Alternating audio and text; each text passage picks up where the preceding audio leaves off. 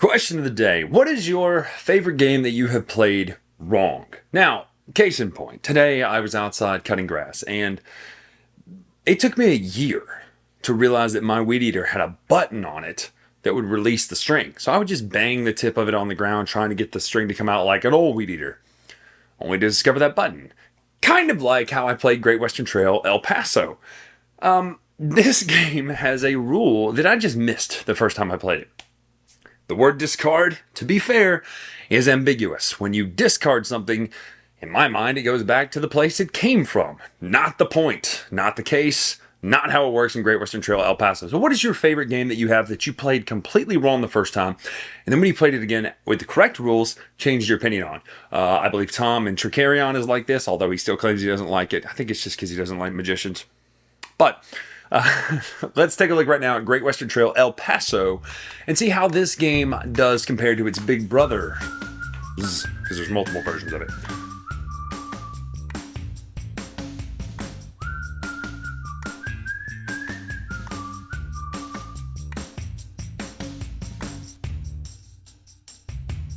All right, this is Great Western Trail El Paso. Now, you're going to notice that it's a very similar version of the game than the regular Great Western Trail. So you have your options here with things that are blocked off on your player board, as well as things to unlock and your certificate, just like the normal game here.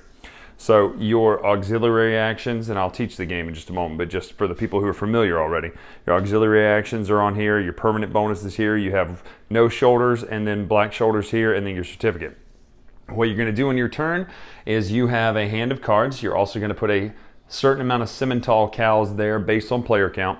And then you're going to take your hand of cards that are here as well as your cowboy, and you're going to move them down the path to El Paso. Your first move has to be anywhere to the right of El Paso, and you can put it onto one of these buildings. Now these buildings, you're going to get to take the actions of all of them.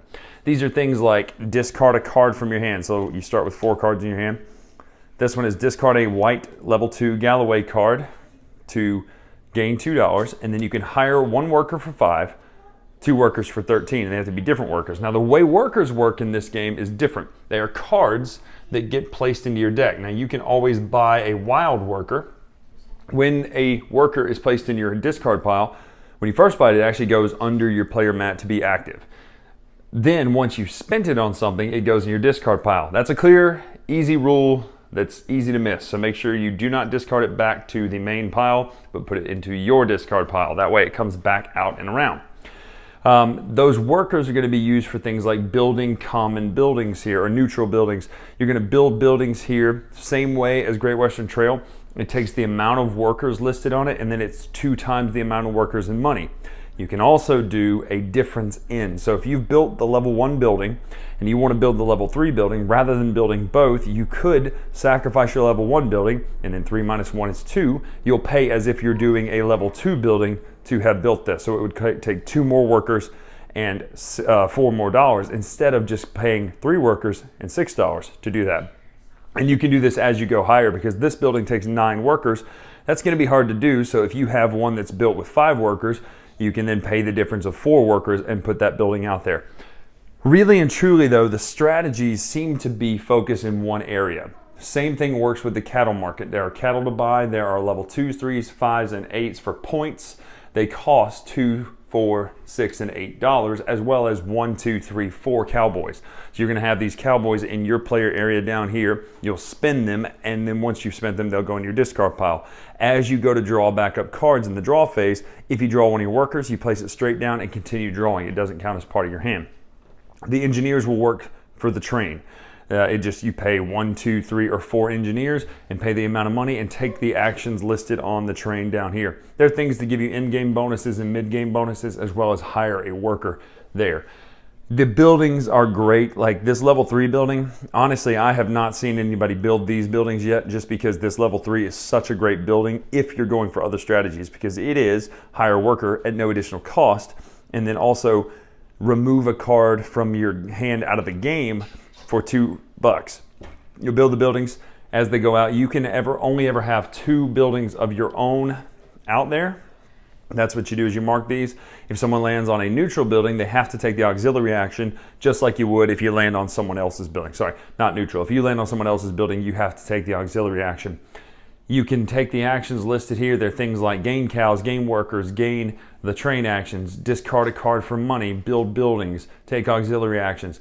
As you hit El Paso, instead of counting up the amount of cattle points and getting that amount of money, you're just going to get a flat $5. You'll take a level 2 cow, put it in your discard pile, and then you will count your number of cattle value up. So in our case down here, again, duplicates don't double. So this is 1, not 2. 1, 2, and 2. So that's 4, 5. You then can place one of your discs. If it's white shoulders, it has to go up here. So up to level 9 has to go up here. And then if it's black shoulders, it has to go down here. These things are going to give you bonuses. Level 0, 12, and 16 can be put as many discs as you want there. The other ones are only one at a time. The discs with the black shoulders here are going to give you permanent bonuses on your board, as well as they're going to give you points out here, as well as some great bonuses. You'll play until someone has taken the last Simmental cow, and then the next person who goes around and hits El Paso puts their worker there. They'll collect 2 points for that. And then the other person or other people will get 1 additional turn. The person with the most points at the end of the game wins the game.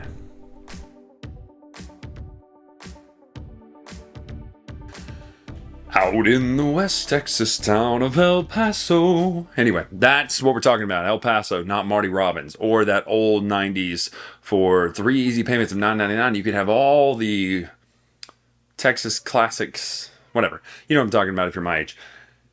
As you know, here in 2025, we've been doing this rubric system for 2 years now. We've been doing reviews since 2016, but on the Dice Tower. But we break this down into 7 categories. We've got concept, art, art direction, board layout, mechanics, and rule book. If that's 7, forgive me if I missed one. You'll get them all in a minute. Take those aggregate scores and get a final average. Now, I want to give a lot of 8s on this channel, just so you know. So it's just how this works. So we're going to see how this game stacks up, though, in comparison to that. Mostly because I review games that look like I'm going to like them. Concept. Now, this concept for this is not going to be the concept of Great Western Trail. It's going to be the concept of Great Western Trail El Paso. I am a sucker for when companies decide, hey, let's make a distilled version of a game so that you can play it with the same flavor and still enjoy it. Terraforming Mars, the card game Ares expansion, is one of the best versions of this. Most of Glenn Drover's games are like this. Raccoon Tycoon obviously is an economic simulator distilled down. So I'm a big fan of big games being distilled down into smaller versions of them. So the concept for me is an 8 on this because I like the attempt and try of going, hey, you like Great Western Trail, and you know I do. It's one of my top 100, very high. Let's try to make a version of this that's quick and snappy and you can play on a weeknight. Just did a top 10 weeknight games for the Spring Spectacular. This would probably go in that list now. So board layout is a 9. The one thing I do gripe about, and it's normally in the art and art direction, actually, I'm going to ding it for something in a minute, but it doesn't really affect the score because it's not so much the game, it's about the packaging, but we'll talk about that in a minute. Board layout's a 9 because everything has a place and there's a place for everything. Even though there's a lot of cards, all the cards go in their place. The only cards that get shuffled up and mixed up were the cards in your starter hand. Everything else is already laid out in a specific spot, and I really like that. Mechanics are a 9 as well. I love the idea of this move your worker along the path, build better buildings, use the buildings and go, do I move 3 spaces or do I hold off and go here to this space even though I know they're going to beat me to El Paso and keep beating me to El Paso just so I can get the coins I need to do the actions this round. So it's a 9 for the mechanics. Let's go ahead and talk about the elephant in the room of how I messed up the rules. So the one rule, and this would be under gameplay or this, just call it right here. The rule for workers, which are those cards, when you take a worker, hire a worker, it goes down into your play area. It does not go into your hand. It does not go into your discard pile. It goes into your play area. When you play the workers, the rules say discard those workers. So the first time we played it, every worker we took in, once we played it, we discarded it back to the worker supply. That is not what you do. That's my fault because the rules do say when you get a worker in your hand of cards, you play it down to your play area and then continue drawing. Now, there's nothing explicit that says discard them to your discard pile, but the math ought to be clear enough there to go, wait a minute, how would it get in your hand if it hadn't been discarded to your discard pile in the first place? But it took me a while. So that I messed that up. Don't do that. And once you do it correctly, you have way more workers than you do if you don't do it correctly. So art direction 7.5. There are a couple wonky things that Great Western Trails always struggle from about getting and gaining and losing and stuff like that. Still suffers the same. There's just fewer symbols here. So just know that it's not any better. You do have to look up what each of those little tiles means every time you get a bonus. So art's an 8. I really like the revamp version. The original cover was one of those covers where you go, boy, that's an unfortunate cover to a game, and then end up being amazing. I think I still have my original version plus the new version. But this is in the style of the new version's art, and the new version's art's fantastic. I've always thought it looked great, so an art is an 8. Gameplay, 7.5. Where I ding it is because it is short, and it does feel a little railroady, because in my experience, everyone's going to do the same thing almost exclusively. Unless you're playing one of those rounds or games where you go, let me try this. It's fine. But if you're playing with people who play to win, they're not going to let me try this anything. I do like playing let me try this mode, but it does feel a little too tight at times. It's almost sanded down too much to where there's not as much choice or freedom. You're going to have to do some of the same things over and over. You're going to have to get workers. You're going to have to buy a cow. And if you can do it this turn, buy a cow and build a building. But if you can't, you're going to buy a cow, then you're going to build a building. You're probably not going to go to the train action unless you just are loaded with those workers. So that is the gameplay, 7.5. Rulebook's an 8. I will give it a better rule book than I probably, it's my fault that I missed that rule, but it could have been a little clearer. So that's an 8. Gives a total aggregated score of 8.0. Now, here's the thing. I'm going to ding it for something because this is only the initial setup. Once you've done it, you don't have to worry about this. I get it. There are hobby horses out there in the industry, right? One hobby horse is like reducing plastic, and that's fine. There are probably some of you who are angry that I even call that a hobby horse. That's fine. The notion, though, of if you're going to reduce plastic, I love the tuck boxes. Those are fantastic. I think that's great. But if you're going to reduce plastic, at least have something in there that I can put my cards and bits and tokens in after I set up the game initially. Because there's nothing to put cards in.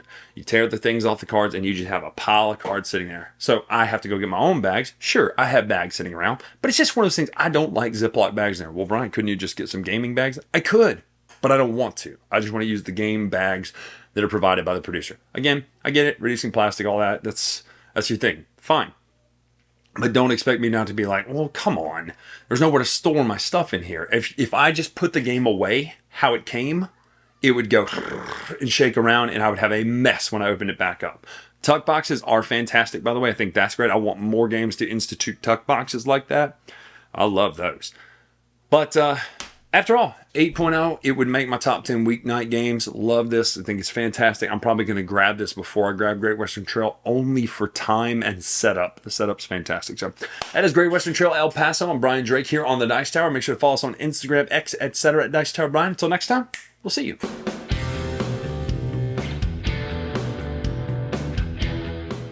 Hey everybody, thanks for watching another video from the Dice Tower. Hey, you want to learn more about us, communicate with us? We have a Facebook group, we have a Discord channel, lots of different ways to get involved with the Dice Tower. You can find that in our Linktree link below. So just click that, it will take you and you can communicate with us on Facebook, join our Facebook groups. There's lots of cool things that you can find and become part of the Dice Tower. Thanks so much for watching. I'm Tom Basil.